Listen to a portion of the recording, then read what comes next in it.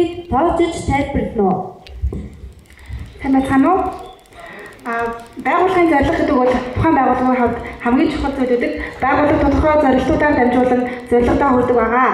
За ингээд манай багийнхан нэгдүгээр бол тухайн байгууллага зорилгодоо үйл ажиллагааныхаа чиглэлийг тусгахдаа хууль ёсны хууль эрхцүүн дагуу үйл ажиллагаа явуулах зүйлүүдийг бол зорилгодоо тусгасан байна.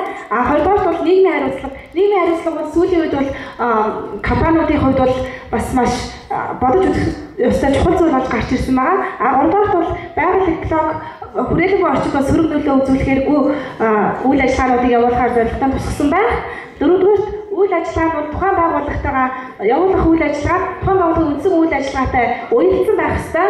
Тавдугаар үнэн бодит хэрэгжихүйц байх ёстой. Зургаарт бол тодорхой цаг хугацаатай долоод алсын хараатай байх ёстой гэж үзсэн байна.